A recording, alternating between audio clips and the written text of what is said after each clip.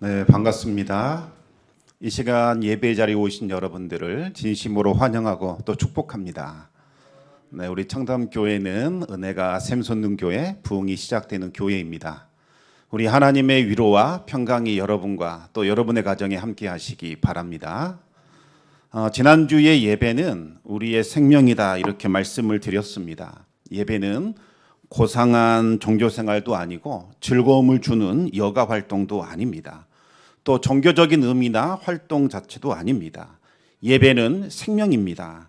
음식을 먹지 않으면 살 수 없으지 예배를 중단하면 영적인 생명은 끊어지게 되어 있습니다. 하나님은 예배를 통해서 우리 성도들에게 생명을 공급해 주시고 또 복을 부어 주십니다.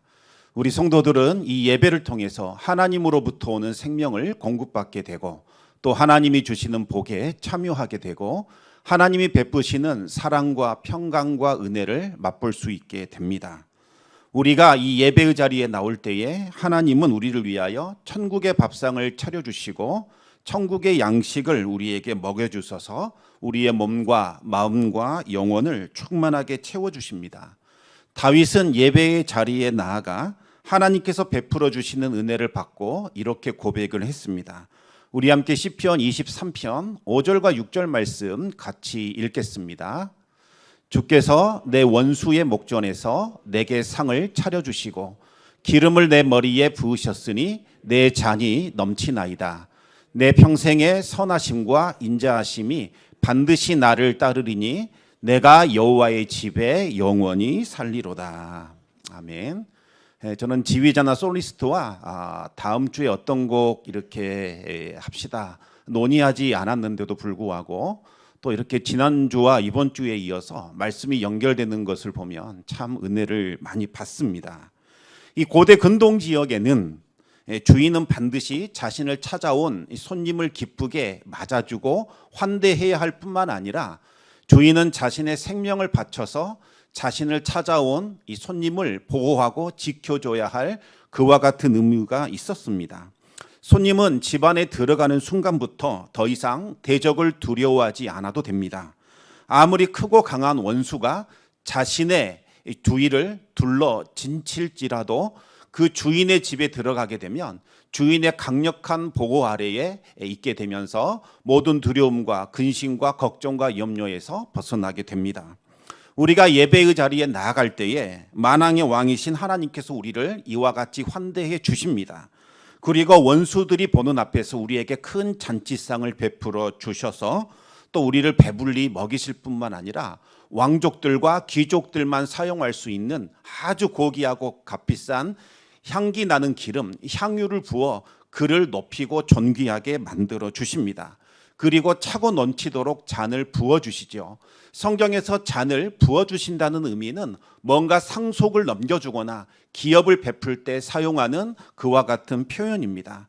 우리가 예배의 자리에 나올 때에 하나님은 온갖 환난과 어려움에서부터 우리를 건져내 주실 뿐만 아니라 풍성한 잔치상을 차려주셔서 우리의 몸과 마음과 영혼을 배부르게 하시고 또 영광과 존귀로 관을 씌워주셔서 우리를 지극히 높여주시고 영화롭게 해주십니다.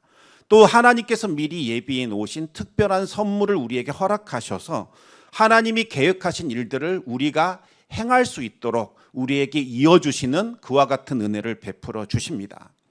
그런데 우리가 이 예배의 자리에 앉아 있다고 해서 하나님께서 무조건 우리의 예배를 받아주시는 것은 아닙니다. 하나님께서 기쁘게 받아주시는 예배가 있고 그렇지 않은 예배도 있다는 의미입니다. 하나님이 우리의 예배를 기쁘게 받아주시면 그 예배는 성공한 예배라고 할 수 있고 하나님께서 받아주시지 않으면 그 예배는 실패한 예배가 됩니다. 어떻게 우리가 예배에 성공했는지 실패했는지 그것을 알 수 있을까요? 제가 확실한 방법 하나를 여러분께 알려드리겠습니다. 여러분이 예배를 드리고 나왔는데 정말 하나님이 한없이 커 보이고 이 세상과 여러분이 가진 문제는 너무나 작아 보인다면 여러분은 예배에 성공한 겁니다. 그런데 웬일인지 이 예배를 드렸음에도 불구하고 여전히 나의 문제, 세상이 커 보이고 하나님은 한없이 작아 보이며 초라하게 느껴진다고 하면 여러분은 그 예배에 실패하신 겁니다. 저는 지리산 노고단에 몇 번 올라가 봤는데 거기만 올라가 봐도 세상은 정말 작아 보입니다. 이 길거리에 다니는 사람들은 아예 보이지도 않고 큰 빌딩조차도 조그만 성냥갑처럼 느껴지게 됩니다. 그 순간 이와 같은 생각이 들지요. 왜 아무것도 아닌 일에 그토록 마음 쓰며 그토록 고민하며 근심하며 그렇게 살았던가.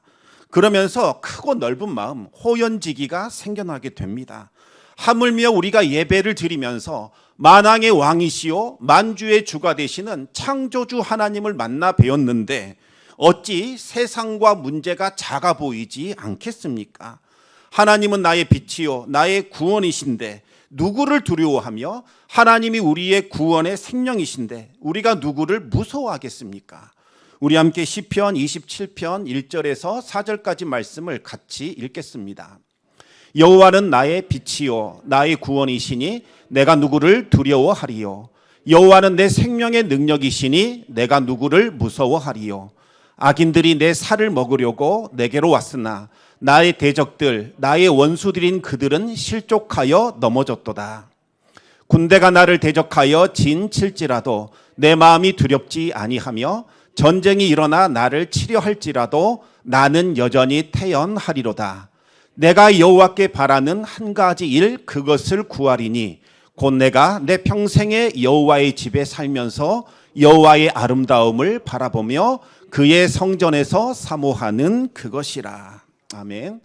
다윗은 정말 오랫동안 사울을 피하여 도망치는 도망자의 삶을 살아야 했습니다. 몇몇 사람들이 다윗을 잡으려고 나선 것이 아니라 사울의 그 치밀한 계획 아래에 체계적인 훈련받은 3,000명의 특수부대가 첩보를 계속해서 제공받으면서 다윗을 추격해 왔습니다. 마치 사냥꾼들이 산 전체에 그물을 쳐서 계속해서 사냥물을 포위해 가듯이 3,000명의 특수부대가 다윗을 옥죄어 오는 그와 같은 일들이 일어났습니다. 도간에 갇힌 신세가 된 다윗은 숨이 멎어버리는 것 같은 공포감을 느꼈고 이제는 모든 것을 다 포기하고 이제는 내려앉고 싶은 깊은 절망감과 좌절감을 맛보았습니다. 다윗은 캄캄한 어둠 가운데 사로잡혀 주저앉을 수밖에 없습니다. 하지만 그 자리에서 다윗은 엎드려 하나님을 경배했고 하나님의 도우심을 입어 대적들에게서 벗어나는 하나님의 구원을 체험하게 됩니다. 다윗은 이 예배를 경험함으로써 이 예배가 나의 살을 먹으려고 달려드는 저 대적들, 나를 에워싼 군대보다 훨씬 더 강하구나 그 사실을 경험하고 깨닫게 됩니다. 예배 가운데 있으면 원수들과 대적들을 그리고 군대를 두려워하지 않아도 된다는 사실을 다윗은 깨닫게 된 겁니다. 그러면서 다윗은 하나님께 오직 한 가지 기도 제목만을 구하게 됩니다. 그것은 바로 하나님의 집, 하나님의 성전, 예배 처소에 들어가 마음껏 하나님을 예배하는 것, 바로 그것이었습니다. 비록 지금은 도망자의 신분이 되어 광야에서 홀로 하나님의 이름을 부르며 예배하고 있지만 언제가 성소에 들어가 성도들과 함께 하나님을 예배하는 그날이 오기만을 간절히 기도하며 갈망했습니다.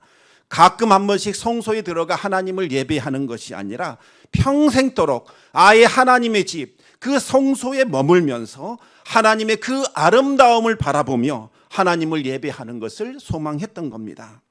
성도 여러분, 지금 여러분이 드리고 있는 예배는 어떠십니까?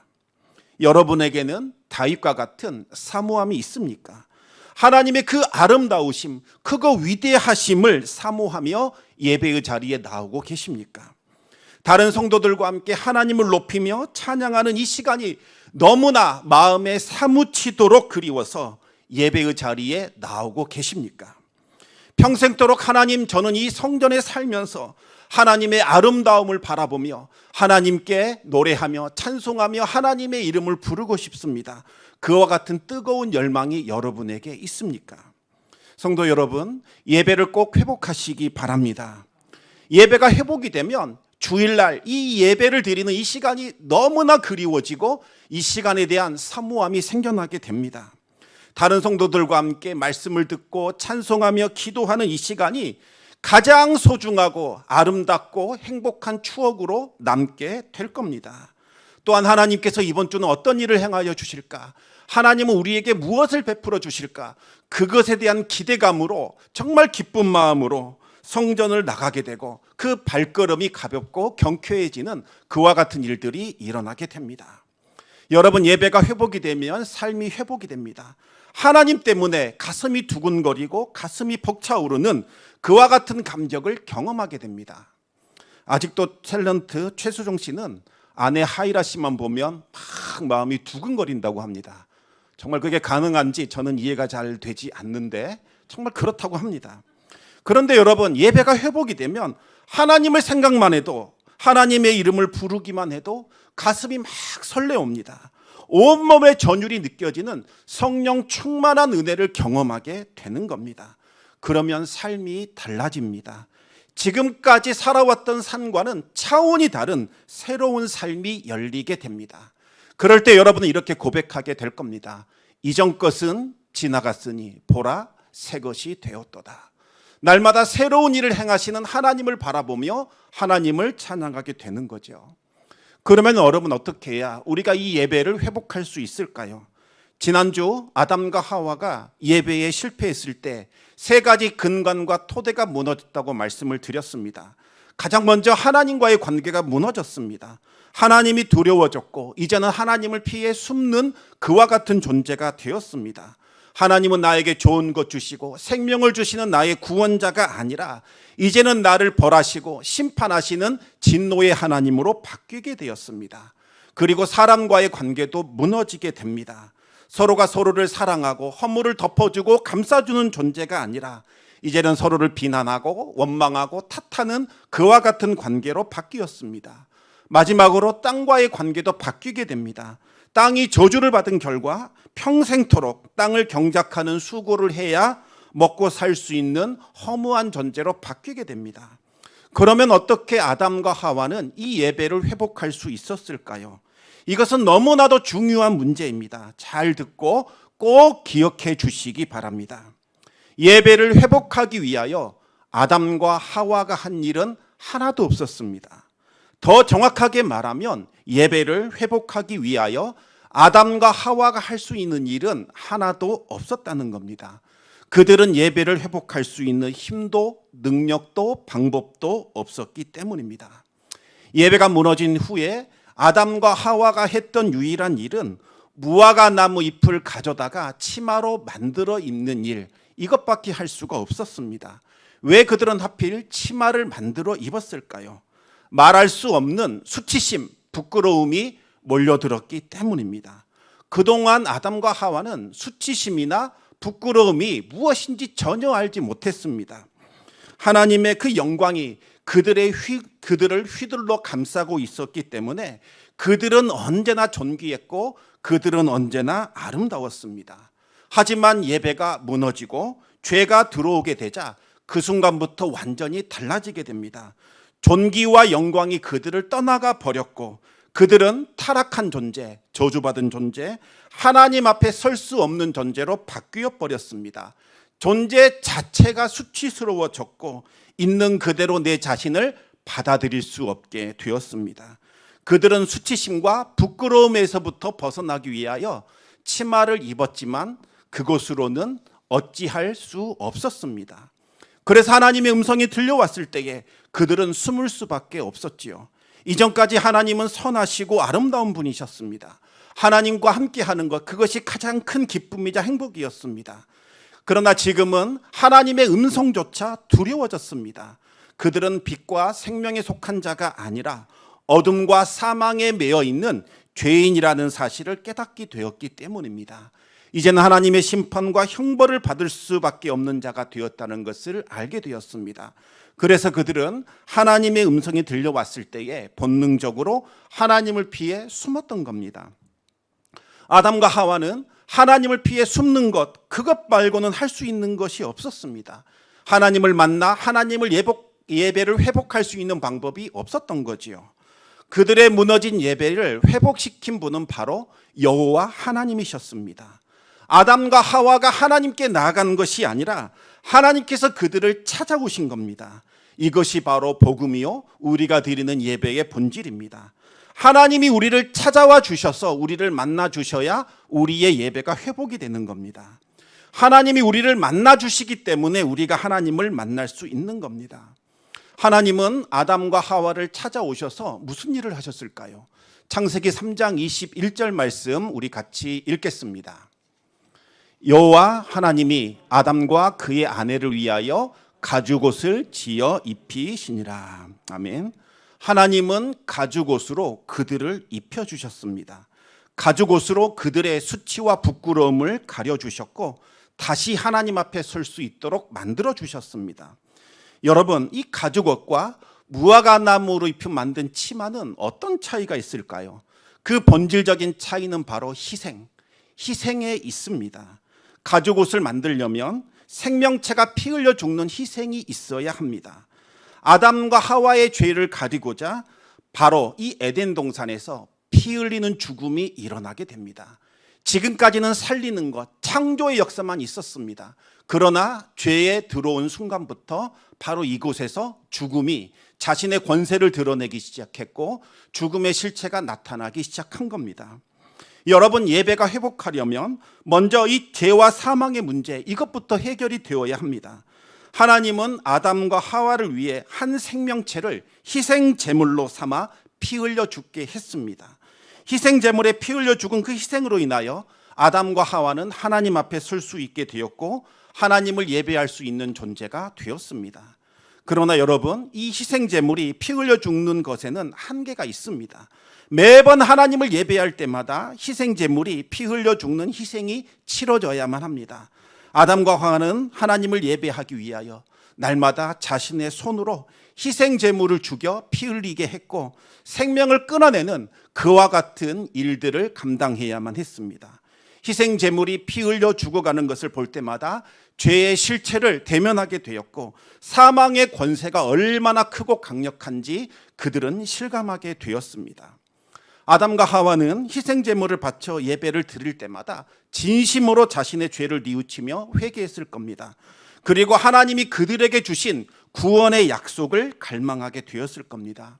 하나님은 죄와 사망의 권세를 들어오게 한 그 뱀, 바로 이 마귀를 벌하시고 반드시 인류를 구원하실 것이라고 약속해 주셨습니다. 창세기 3장 15절 말씀을 우리 같이 읽겠습니다. 내가 너로 여자와 원수가 되게 하고 너 여자의 후손과 원수가 되게 하리니 여자의 후손은 내 머리를 상하게 할 것이요 너는 그의 발꿈치를 상하게 할 것이니라 하시고. 아멘. 하나님은 여자의 후손, 다시 말하면 메시아를 보내셔서 마귀의 권세를 깨뜨리고 죄와 사망의 권세를 굴복시키겠다고 약속해 주셨습니다. 아담과 하와는 바로 그날 이 죄와 사망의 권세가 완전히 멸하게 되는 그날이 오기만을 간절히 기대하며 하나님께 예배를 드렸고 그들에게서 태어난 가인과 아벨에게도 이와 같은 예배를 전수해 주었습니다. 그런데 바로 그 예배가 변질되는 최초의 사건이 오늘 본문에서 나타나게 됩니다. 마귀가 아담과 하와를 유혹하여 예배를 무너뜨린 것처럼 이제는 가인을 유혹하여 예배에 실패하도록 만든 겁니다. 가인은 그의 예배가 무너지게 되자 죄의 권세가 가인을 완전히 사로잡게 되었고 가인은 동생을 죽이는 살인의 죄악을 저지르게 됩니다. 가인은 그 후로 하나님을 떠나 떠돌아다니는 그와 같은 신세가 되었고 결국 가인의 자손은 마귀에게 속하여 하나님을 대적하는 자로 그렇게 살아가게 되었습니다. 여러분, 가인이 드린 예배는 과연 어떤 문제가 있었기에 하나님께서 그의 예배를 받지 않으셨을까요? 여기에는 두 가지 주장이 있습니다. 하나는 이스라엘 민족이 목축업을 하기 때문에 하나님께서 곡식으로 드신 제사를 받지 않았다, 이와 같은 주장이 있고 또 다른 하나는 하나님은 피 흘리는 희생이 있는 제사만을 받으시기 때문에 가인이 드린 이 곡식 제사는 받지 않으셨다, 이와 같은 주장이 있습니다. 그러나 이와 같은 주장이 가지고 있는 문제점은 제사를 드리는 사람, 예배자에 대해서는 일절 언급이 없고 오로지 하나님께 바친 제물, 여기에 대해서만 말하고 있다는 겁니다. 여러분, 아무리 흠이 없고 거룩한 제물을, 최상급의 제물을 하나님께 바친다 할지라도 제사를 드리는 예배자, 사람에게 문제가 있다면 하나님은 그 예물과 그 제사를 받지 않으십니다. 우리 함께 시편 50편 8절에서 13절까지 말씀을 같이 한번 읽겠습니다. 나는 내 재물 때문에 너를 책망하지는 아니하리니 내 번제가 항상 내 앞에 있음이로다. 네, 13절까지 제가 계속 읽어드리겠습니다. 내가 내 집에서 숫소나 내 우리에서 수렴소를 가져가지 아니하리니 이는 산림의 짐승들과 뭇산의 가축이 다 내 것이며 산의 모든 새들도 내가 아는 것이며 들의 짐승도 내 것임이로다. 내가 가령 주려도 내게 이르지 아니할 것은 세계와 거기에 충만한 것이 내 것임이로다. 내가 숫소의 고기를 먹으며 염소의 피를 마시겠느냐. 하나님은 이스라엘이 드린 그 재물, 그것 때문에 그들을 책망하는 것이 아니다라고 말씀하셨습니다. 그들이 드린 재물에는 아무런 하자가 없었습니다. 하나님이 문제 삼으신 것은 바로 제사를 드리는 사람, 바로 그 예배자였습니다. 그들은 하나님을 오해했고 자기 수준에서 하나님을 이해했습니다. 지난 한 주간 나는 어떤 삶을 살았는가? 어떤 마음으로 지금 예배 자리에 나왔는가? 어떠한 마음으로 하나님을 예배하고 있는가? 이와 같은 것은 하찮은 것, 보잘것없는 것이라고 생각을 했습니다. 그것보다는 가장 귀하고 값비싼 숫소나 수렴소를 바치면 하나님께서 다 눈 감아 주시고 무조건 복을 주신다고 그들은 착각했던 겁니다. 하나님은 그들을 향하여 크게 진노하시면서 경고하셨습니다. 나를 어떻게 알기에 너희가 그렇게 나를 모욕하며 나를 수치스럽게 하느냐. 천지 만물이 다 내 것인데 어찌 내가 너희들의 소나 염소를 탐내겠느냐. 어찌 내가 고기나 피를 즐겨 하겠느냐. 그렇게 말씀하셨습니다. 하나님께서 원하시는 것은 바로 예배를 드리는 예배자의 자세와 마음이었습니다.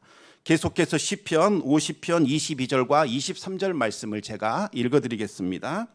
하나님을 잊어버린 너희여 이제 이를 생각하라. 그렇지 아니하면 내가 너희를 찌질이니 건질 자 없으리라.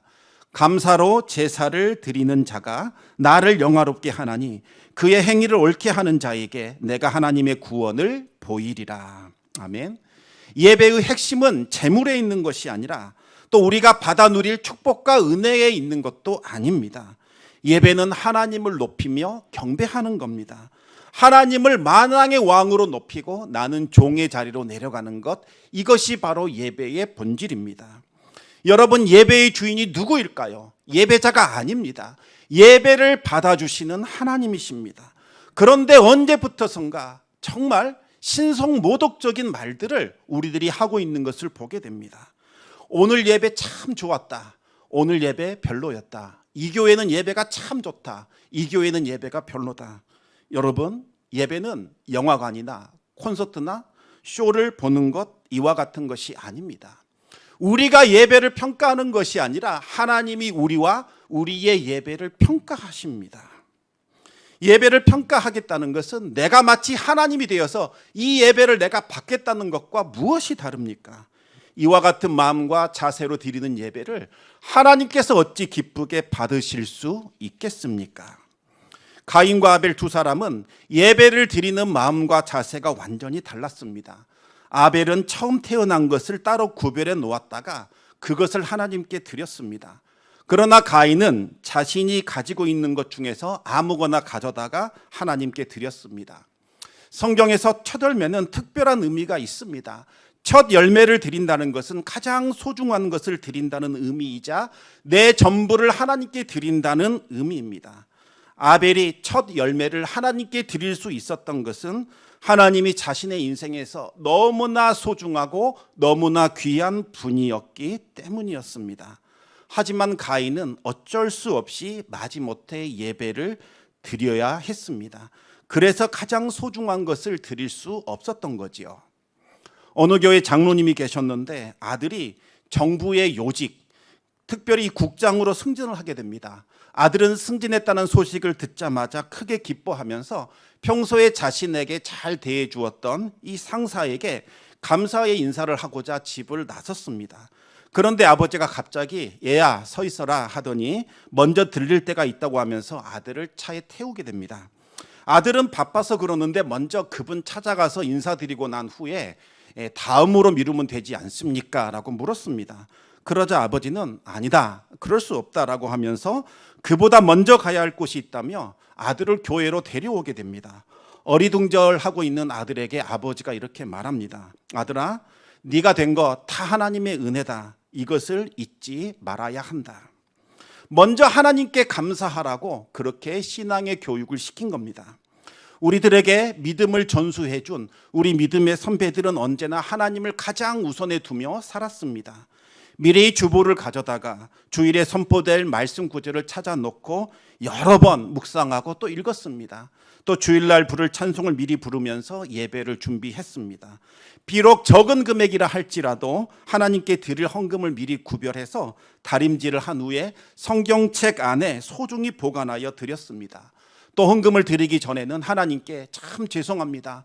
하나님이 주신 은혜는 많은데 저는 이것밖에 드리지 못해 너무 죄송합니다. 이것을 기쁘게 받아 주시옵소서, 이렇게 기도했습니다. 어떻게 하나님이 이들이 드리는 예배를 기쁘게 받아주지 않으시겠습니까? 예배를 마치고 집으로 돌아오는 얼굴에는 하나님이 주시는 기쁨과 즐거움과 감사가 차고 넘쳤습니다. 성도 여러분, 하나님을 여러분의 인생에 가장 소중한 분, 가장 높은 분으로 그렇게 모시기 바랍니다. 하나님께 드리는 예배를 인생의 우선순위에 두고 예배를 여러분의 생명처럼 소중히 여기시기 바랍니다. 아침에 눈을 뜨자마자 가장 먼저 하나님의 이름을 부르고 잠깐이나마 하나님께 예배하시기 바랍니다. 집을 나서는 순간에도, 길을 걷는 순간에도, 중요한 일을 하는 순간에도, 하루의 일과를 마친 후에도 하나님의 이름을 부르며 하나님께 예배하시기 바랍니다. 하나님께서 주시는 위로와 기쁨이 충만하게 될 겁니다. 가인의 예배와 아벨의 예배가 또 다른 차이점은 그들은 제물과 함께 자기 자신을 하나님께 드렸느냐 그렇지 않느냐의 차이였습니다. 창세기 4장 4절과 5절 말씀 우리 같이 한번 읽겠습니다. 아벨은 자기도 양의 첫 새끼와 그 기름으로 드렸더니 여호와께서 아벨과 그의 제물은 받으셨으나 가인과 그의 제물은 받지 아니하신지라. 가인이 몹시 분하여 안색이 변하니. 하나님은 아벨의 제물만 받으신 것이 아니라 아벨과 그의 제물을 받으셨습니다. 가인의 제물을 거부하신 것이 아니라 가인과 그의 제물을 함께 거부하신 겁니다. 왜 하나님은 가인과 그의 제사를 받지 않으셨을까요? 창세기 4장 7절 말씀 계속해서 우리 읽겠습니다. 내가 선을 행하면 어찌 낯을 들지 못하겠느냐? 선을 행하지 아니하면 죄가 문에 엎드려 있느니라. 죄가 너를 원하나 너는 죄를 다스릴지니라. 아멘. 죄가 문 앞에 엎드려 있다는 것은 마치 맹수가 사냥감을 먹기 위하여 노려보고 있듯이 죄의 권세가 가인을 삼키고자 문 앞에 웅크리고 있다는 것을 뜻합니다. 어찌된 일일까요? 가인에게는 죄에 대한 강력한 욕구가 그 안에 있었습니다. 하나님을 떠나서 이제는 내 마음대로 살아보고 싶은 일탈에 대한 강한 욕망이 있었습니다. 나도 세속적인 가치와 향락을 추구하면서 죄 좀 지어보면서 내 마음대로 살아보고자 하는 그와 같은 갈망이 있었던 겁니다. 어쩔 수 없이 정말 지금은 예배의 자리에 앉아 있지만 정작 그의 마음에는 이미 세상을 향해 있었던 거지요. 예배는 무거운 짐처럼 느껴지기 시작했고 그의 마음에는 온갖 불평과 원망이 가득 차 있습니다. 왜 내가 이 예배를 드려야 되는데, 어쩔 수 없이 드리는 예배, 하나님께서 어찌 그 예배를 기쁘게 받아줄 수 있겠습니까? 그 예배에 무슨 기쁨이 있고 무슨 즐거움이 있겠습니까? 하나님은 가인에게 불타오르는 죄의 욕구를 다스리라고 하셨습니다. 다시 하나님을 인생의 중심에 모시고 자기 자신을 종의 자리로 내려가라 말씀하신 겁니다. 그러나 가인은 그렇게 하지 않았습니다. 아담과 하와가 하나님의 말씀을 거부하고 선악과를 먹은 것처럼 가인도 하나님의 말씀을 거부하고 자신을 죄의 권세에게 넘겨주었습니다. 하나님을 내 인생의 왕좌에서 추방시키고 그 왕좌에 자기 자신이 앉아 왕노릇하는 그와 같은 인생을 선택하게 됩니다. 히브리서는 가인이 드린 예배와 아벨이 드린 예배의 결정적 차이는 믿음이다라고 말씀하고 있습니다. 히브리서 11장 4절 말씀 우리 같이 한번 읽겠습니다. 믿음으로 아벨은 가인보다 더 나은 제사를 하나님께 드림으로 의로운 자라 하는 증거를 얻었으니 하나님이 그 예물에 대하여 증언하심이라. 그가 죽었으나 그 믿음으로써 지금도 말하느니라. 아멘.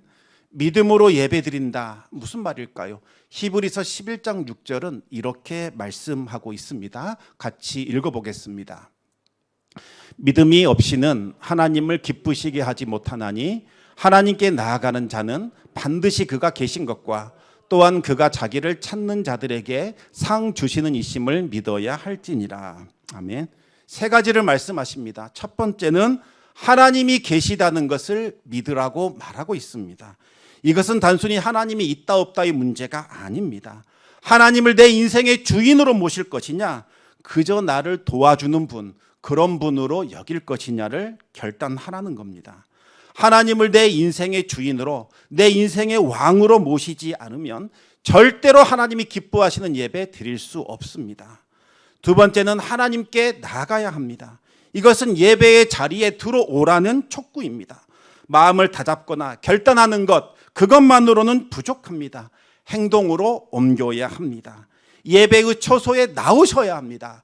1시간이 걸리든지 2시간이 걸리든지 예배의 자리에 나와 하나님께 예배 드리는 결단이 있어야 하나님께서 그 예배를 받아 주십니다. 예배의 처소에 나오셨다면 소리내어서 말씀을 읽으시기 바랍니다. 찬송 부를 때 온 마음을 다하여 찬송하시기 바랍니다. 기도할 때 전심으로 함께 기도하시고 아멘으로 화답하실 때 화답하시기 바랍니다. 정성을 다한 예물을 하나님께 준비하여 드리셔야 합니다. 그리고 하나님께 꿇어 엎드려 경배하셔야 합니다. 이와 같은 행위가 없다면 여러분은 하나님께 예배 드리는 것 아닙니다. 마지막으로 하나님은 예배하는 자에게 상 주신다는 것을 기대하고 믿어야 합니다. 물은 높은 곳에서 낮은 곳으로 흘러내리듯이 하나님을 높이고 자신을 낮추는 사람에게 하나님의 은혜와 복이 흘러내린다는 사실을 꼭 기억하시기 바랍니다. 은혜를 받고 축복받는 것 하나도 어렵지 않습니다. 금식을 어마어마하게 하거나 오랫동안 기도해야만 하나님의 은혜와 복 받는 것 결코 아닙니다. 아무리 기도 많이 하고 금식한다 할지라도 여러분 자신을 하나님 앞에 낮추지 않으면 아무런 은혜도 아무런 복도 받아 누릴 수 없습니다. 하나님을 높이고 여러분이 하나님 아래에 자신을 낮추게 되면 하나님으로부터 흘러내려오는 그 은혜와 복이 여러분 자신과 가정과 삶을 변화시키는 역사가 일어나게 될 겁니다.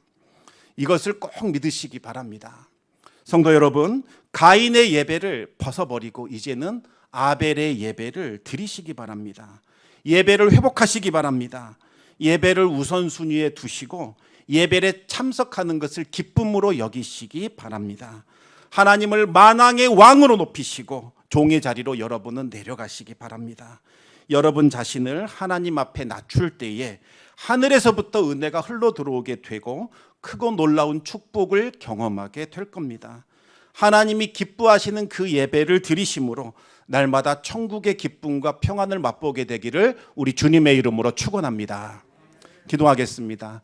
아버지 하나님, 우리가 무엇이간데 하나님께서 우리를 찾아와 주시고 예수 그리스도의 보혈로 우리를 덮어주시사 우리를 영광과 존귀로 씌워주시고 너는 보배롭고 존귀한 자다 말씀해 주시는지요. 아버지 하나님, 우리가 꿇어 엎드려 주님 앞에 나아가기를 원합니다. 주님이 베푸시는 은혜, 한량없는 복을 받기 위하여 주님 앞에 나아가게 하여 주시며 주님을 높이는 자가 되게 하여 주시옵소서.